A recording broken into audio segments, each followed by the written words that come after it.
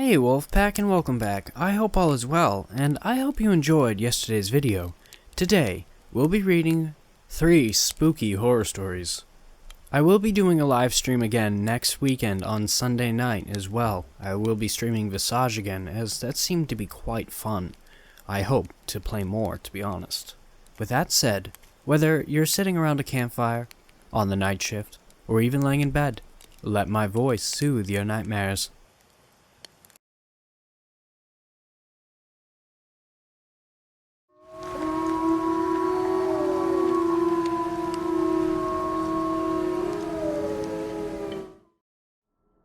I leave my front door wide open at night.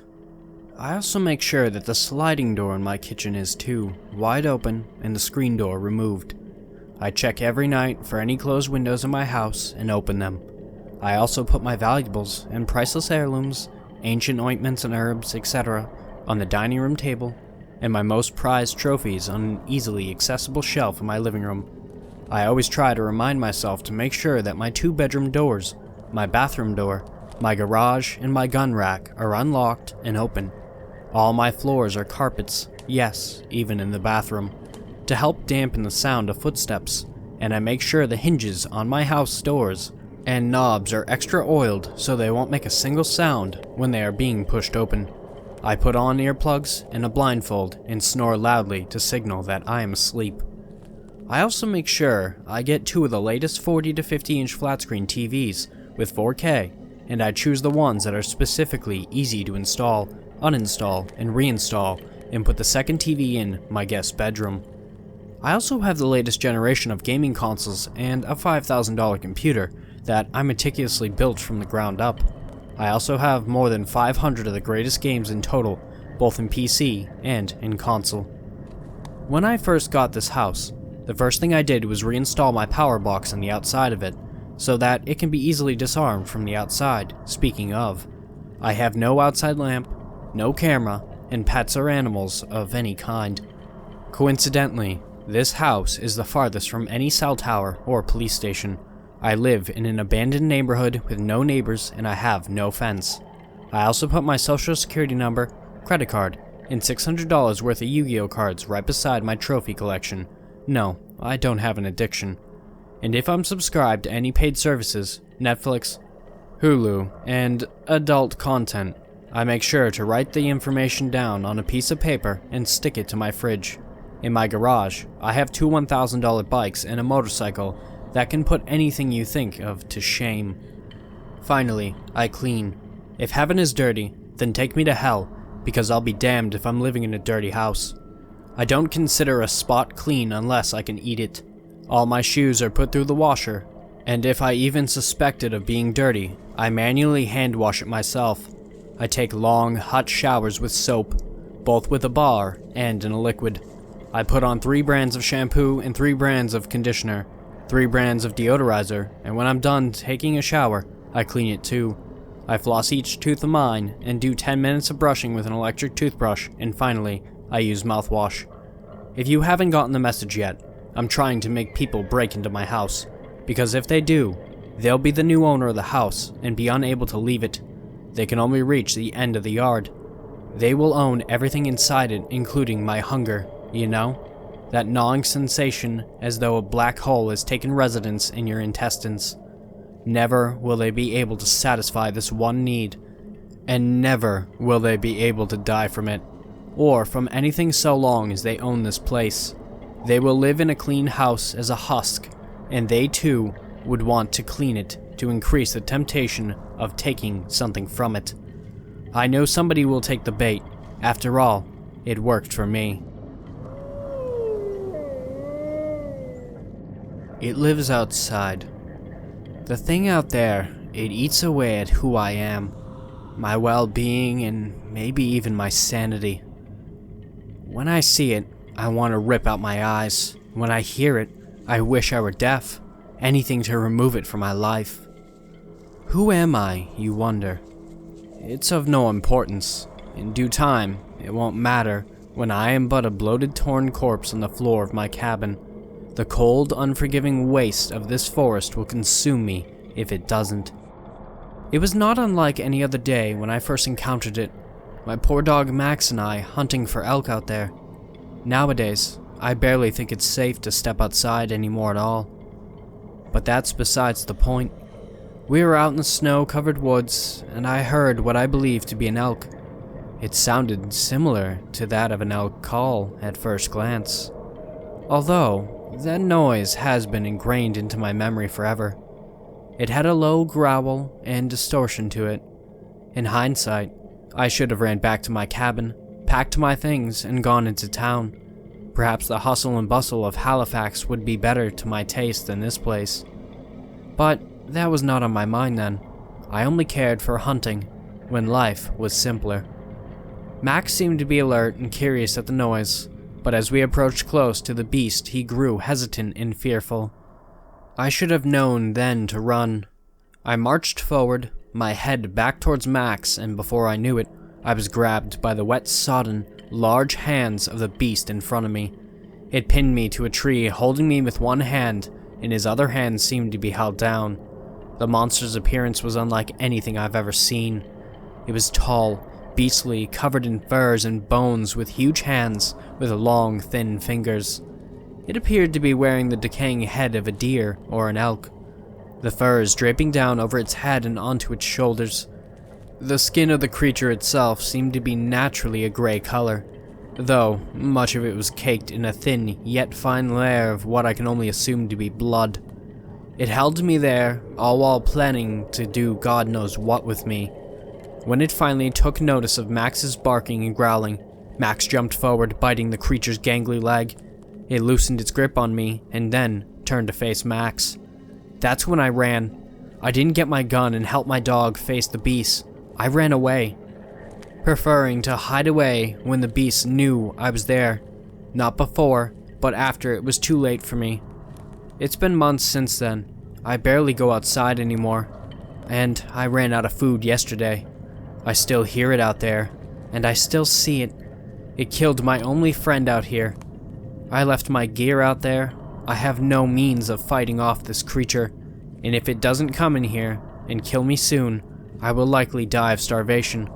So, to whoever is reading this, please, if you ever hike out in the forest of Nova Scotia, please be wary and don't stay for too long, lest you be taken by the horrible monster that wanders these woods.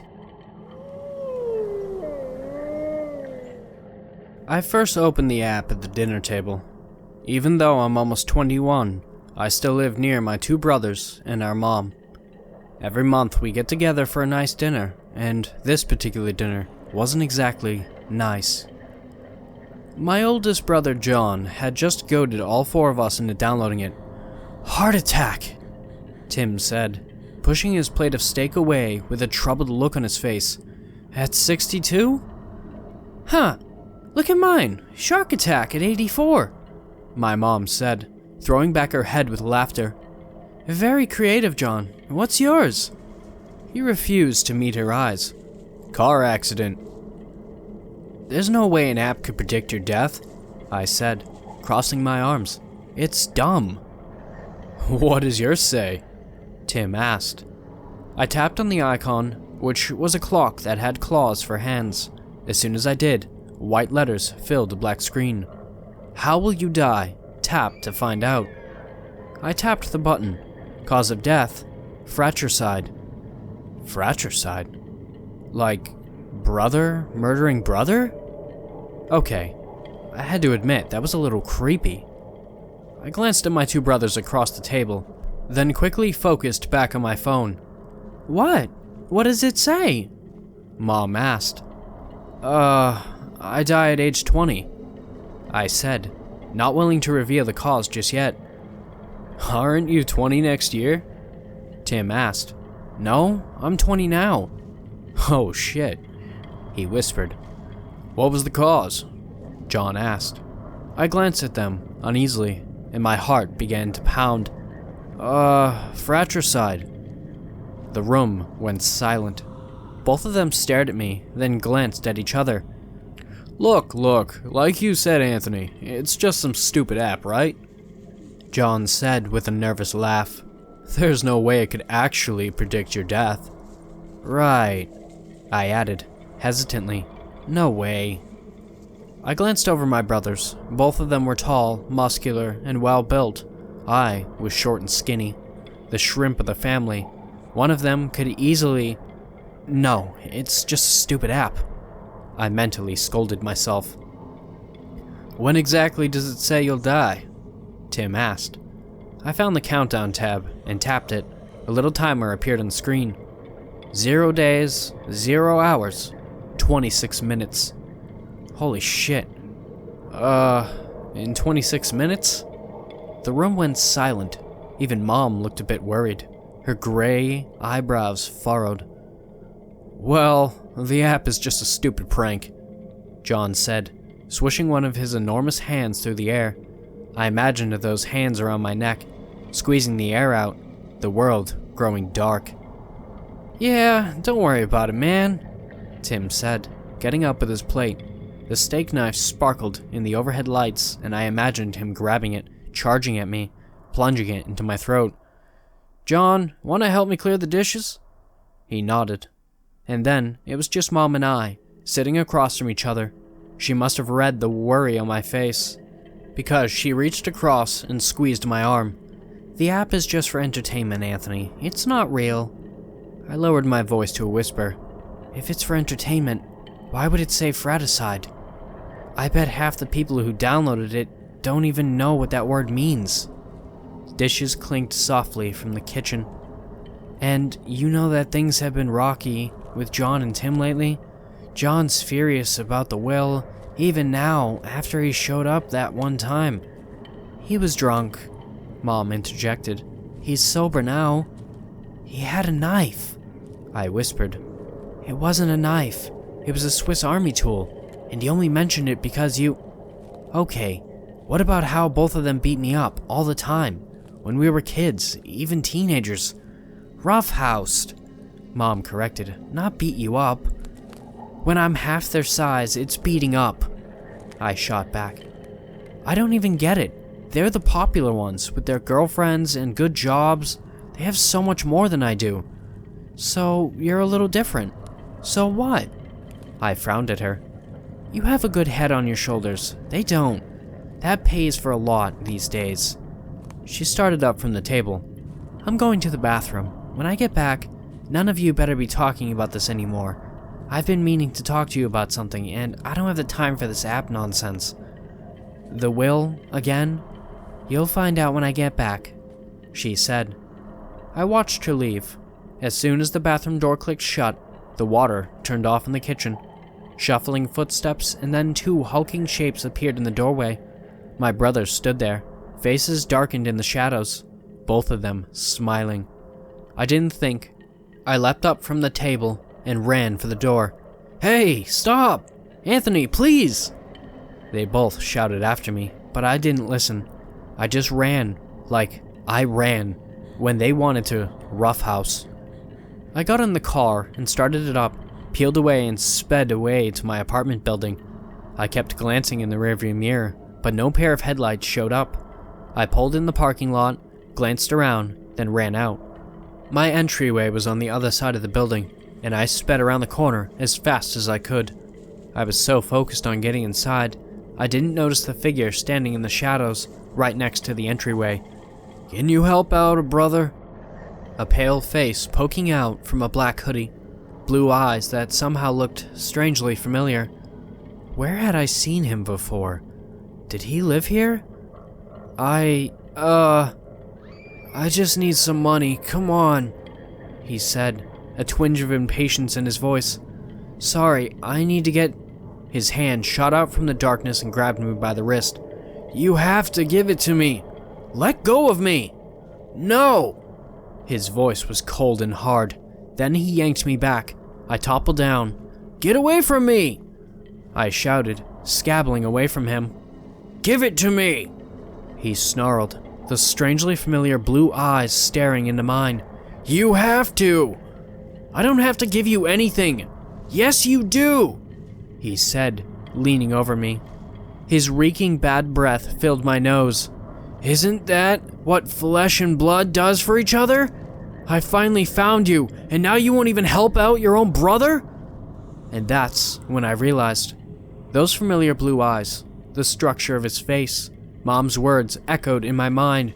So you're a little different. She wasn't just telling me I was scrawny, or a nerd, or a social outcast. She was telling me I was adopted. I pulled my legs up and kicked him hard, where it hurts. He let out a moan of pain, doubled over, and I shot to my feet, pressed my fob to the entry, and ran inside. I didn't stop until I was in my apartment, panting, wheezing. With shaking hands, I pulled my phone from my pocket, tapped on the "How You Will Die" icon. The app loaded, then opened. Cause of death, cancer. Age of death, 81.